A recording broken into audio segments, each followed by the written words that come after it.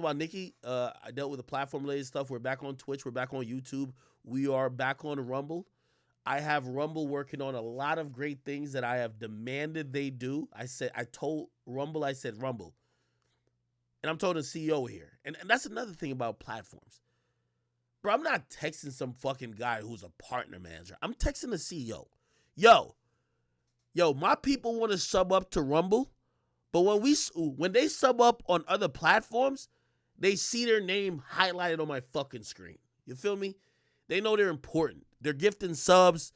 They resubscribe and they doing their thing. Nobody want to sub up on a platform that nobody can see, like some silent shit. No, people want to see it. They say, all right, bet. We're working on this API real quick for subs. Cool. Holla at me when that's done. That's how it should be done. That's how it should be, like a creator and a platform working together. That's how it should be done. All right, cool. Do that. Hey, by the way, some people were telling me, like, I was reading my DMs. Somebody said, yo, right now, Rumble, we can't get it in France. I hit them instant. Yo, what's up? Yo, I hit the CEO saying, bitch, me. Like, yo, we got some motherfuckers in France who want to watch. They chat niggas. Why they can't watch Rumble in France? Yo, we working on this shit gonna be done. They gave me a time frame. Like, yo, we're gonna be in France in that time. Let's get to it. If you can't be on a platform where you can speak to the people, to access the people who want to watch you, waste of time. Anyway, I digress, and we will continue on. All right. I could talk about the lotto stuff, but I feel like I don't want to turn into like the Shade Room stream type shit. Yo, let's do this real quick. Let's do this. Okay? We all watched the King Von. We watched the King Von Rap First Serial Killer. His head.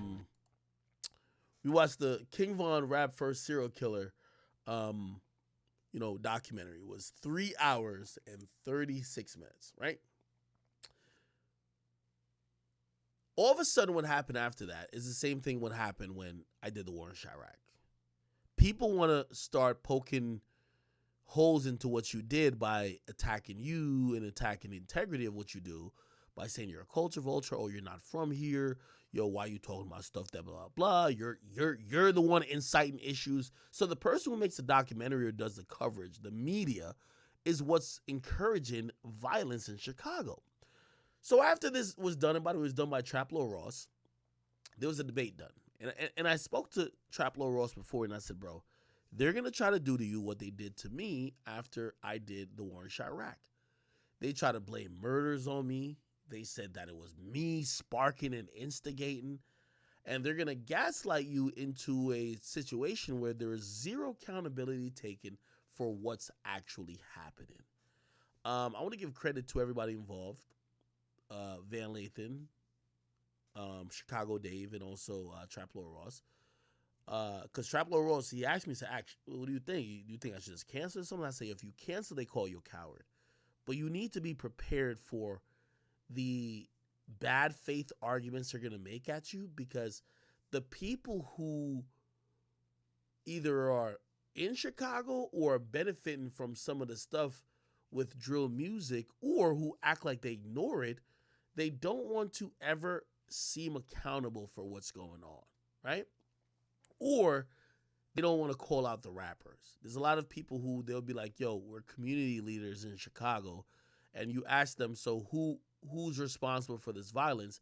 They will never say, the rappers who are in these beefs, who are funding these gangs, who are buying guns, bailing people out, paying for lawyers, making songs to say, we're going to disrespect you. They don't blame those guys at all.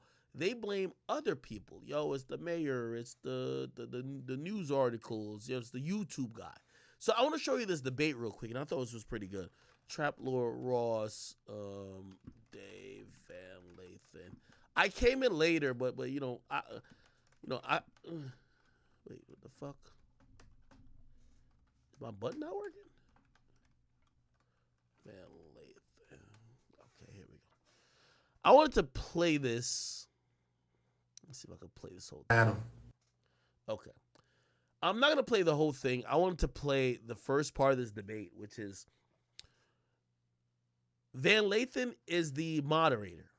We're going to have Chicago Dave, who is the Chicago representative, debating with Trap Lord Ross about why he did this documentary, and you're going to hear some crazy things. Here we go. For holding this, and you, Dave, for pulling up and having an open conversation with me. You know, the reason I made this video is I've always been a huge fan of Von's music. You know, I'm just a random dude in England, in a million miles away from Chicago. But this guy's music impacted me, you know. His songs were pushed to me through YouTube, Spotify.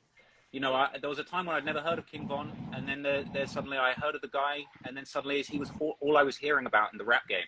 You know, this guy with his amazing raps, you know, these sort of deep, very layered songs all about murder and people he had supposedly killed. You know, I was listening to these songs and kind of just thinking, like, is this true? Is this cap? Is this real gangster rap? You know, you might remember, like, right at the start of my documentary, I kind of break down sort of like the history of gangster rap and how people are always looking for the new real artists. You know, they're looking for the realest rappers, people who are really about what they say. When I first heard of King Von, I started listening to his music. It was kind of hard to believe that some of what he was saying was true. I started looking into him, and I was already making YouTube videos about kind of rap history at this point. And I ended up making a couple of videos about Von. And it was interesting because we're talking about 3 years ago now. But, you know, I had Von and his team kind of reach out very aggressively, kind of threatened me and pressed me to take specific references to the murder of KI out of the video. And it really shook me up, to be honest. It really made me feel like, damn, you know, I've stumbled into the path of, by his own words, a real killer. And, you know, he's making this music about these real crimes. So I'll be honest, I kind of stopped talking about Von after that. But as time went by, his star continued to rise. He became a bigger and bigger artist. You know, he's having songs on the Billboard charts, you know, gold and platinum certified songs and projects featuring with Lil Durk, one of the biggest artists in the hip hop game, in the whole, you know, in the whole hip hop sphere right now. So this guy was kind of really pushed to me. And then, you know, just over the years, I just slowly looked closer and closer into the stories behind his music. You know, a lot of people have made videos and documentaries about Von, you know, the murders he allegedly had something to do with. Skip a little bit, hold on. Doing music, looking at song lyrics. Some good, some bad. You know, I'm not afraid of that. I want to get Chicago David into this because he's representing Chicago's view of all of these content about Chicago. Having the debate about it, and I know some people's feelings have been hurt, and I'm down to listen and maybe understand why maybe some people didn't feel good about the video, but that's my perspective. You know, the guy was super famous. He was charting on Billboard with songs talking about how many people he killed, and I think I decided to look into it and make a video. I'll explain a serial killer to me. The definition that you received from the FBI. So the FBI defines a serial killer as somebody that's killed 3 or more people with space in between each of the killings. So not going on a killing spree and killing 7 people in the same day. It's killing people with time passing. You got time to think about what you're doing in between the killings. And killing 7 people, I don't think makes you a serial killer. The other element of what FBI defines as a serial killer is the element of psychological gratification. So people getting something out of the killings, people getting a sense of self-esteem or a sense of excitement out of the murders, a sense of excitement about not getting caught. And I feel that really the time when Von could really be classified as a serial killer isn't when he killed all those people allegedly in the gang war. It's when he started rapping about it. It's when he started trying to convince the whole world that he had done this. He wanted the whole world to know that he had 7 bodies, as he said, and he wanted to continue killing people. He had that famous lyric where he said, killed some N-words, I'll do it again. You know, he allegedly put up $100,000 and arranged for FBG Duck to be killed after becoming a millionaire.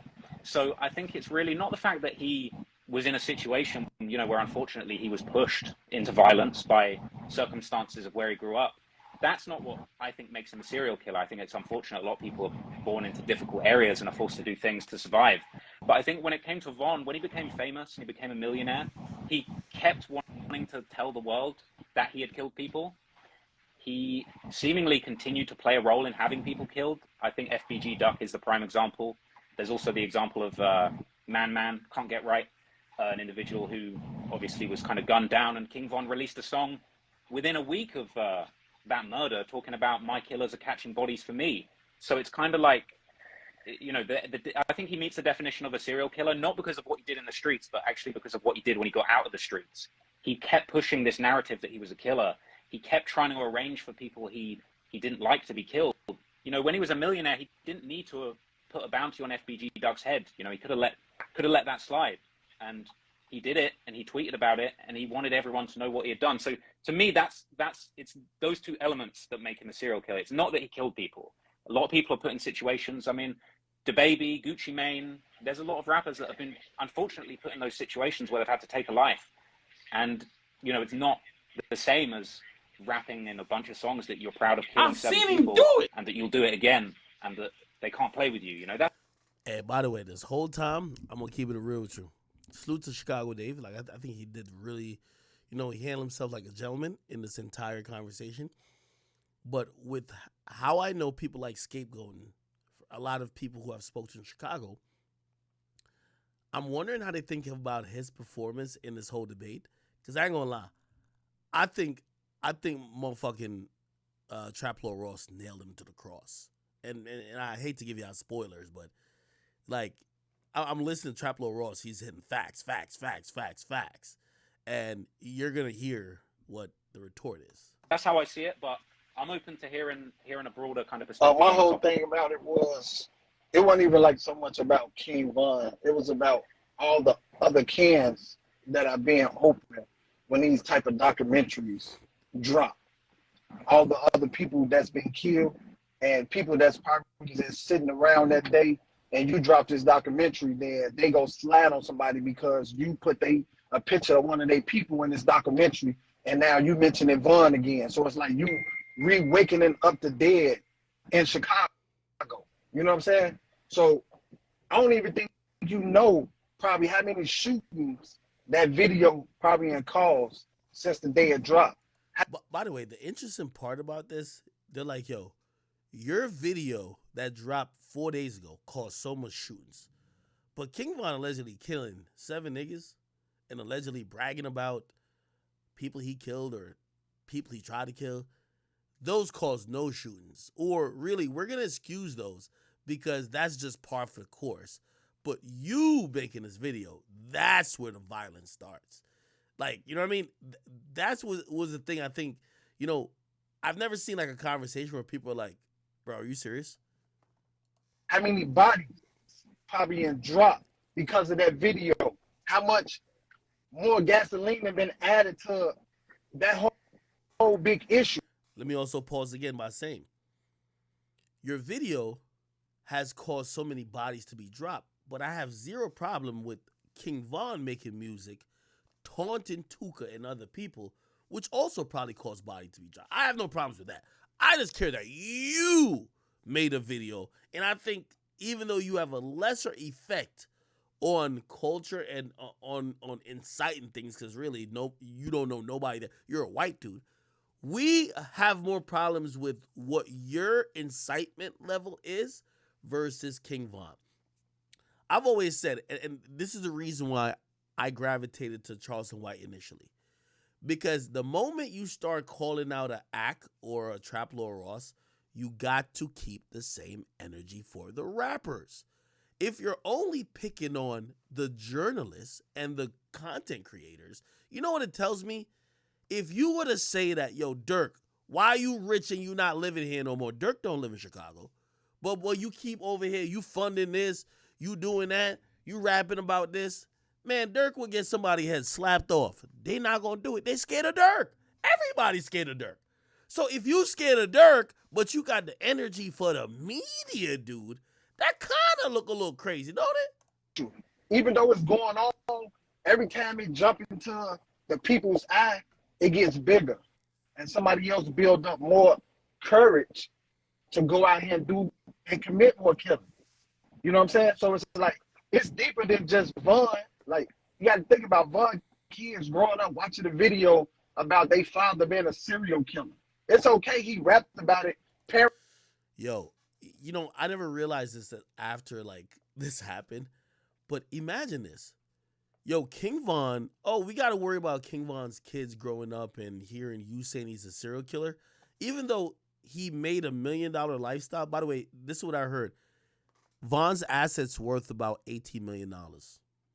His assets in music currently, which is going to appreciate because he's a legend. So Von's whole family is taken care of, and they're going to be millionaires. Why are they millionaires? They're millionaires because he rapped about the people he allegedly killed. It's not because he rapped about, roses or red, violets or blue. He rapped about, I'm the biggest killer. Fuck you niggas. I killed 7 niggas. But now when you point it out in a non-glamorous way, yo, what about his kids? Why you don't think about it? You think when Von's kids probably won't go to a public school. They're going to be dripped out in designer. They're probably going to be going to private school. They're probably going to be living in a mansion. They're not going to live in O-block projects, not Parkway Gardens. Do you think that somebody taps them and says, hey, King Von kids, you know the reason why you're living here is because your father rapped about the murders he may have committed? No. Yet, they're using the same logic to get at a Trap Lord Ross to say, how do you think his kids feel about your videos? Well, their lifestyle and everything they've gained is a byproduct of what he allegedly did. Nobody cares about it. You know why? Everybody who speaks on this, they don't want to go to war with people who still love King Von. Trap Lord Ross, Akademiks, people who like, and you're going to see, I'm going to try to make sure when I get involved in this, they put me in it. He has no problem be like, well, you and Trap Lord Ross, y'all are goofies. That's the problem. That's my biggest issues with most people who talk about Chicago. You got to even put like even cowards, like I call my son a coward.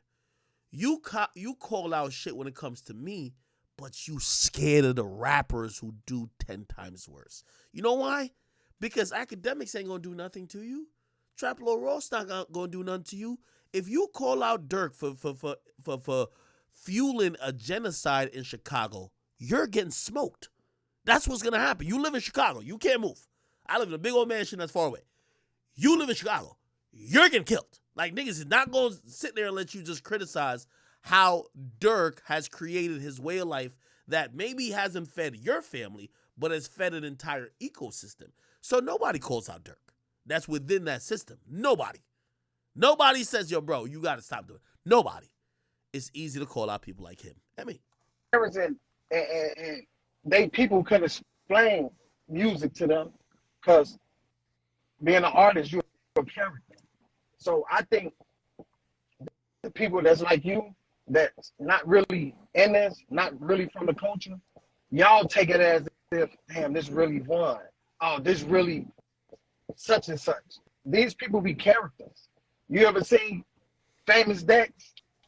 He be two different people. The baby, he be 2 different people. So just because Vaughn was just tweeting, oh, I want to catch a body, he could have been talking about knocking down a female or something. You know what I'm saying? This is why, I did hop in this debate, probably against my better judgment, but like, I thought it was a 4-0 sweep anyway. I thought he already bodied this guy. This is why I stopped debating with anyone from Chicago. They argue in bad faith. Anytime someone argues in bad faith, which means you're gaslighting to the fact or to the point where they are just devoid of any reasoning that is making sense. Now you're going to say you think Von got famous for rapping about bodies of him fucking women? You think the 7 bodies when he's counting up was about the women he got? That's why people bought in. When somebody gaslights you like this, it's because they're usually not really trying to debate. They're trying to quote unquote debate for the streets. The streets can't debate. And by the way, later on when I come in, I call him on this and he says, yo, I'm still in. He's like, yo, I'm still out here. And I'm like, so you shouldn't be debating then.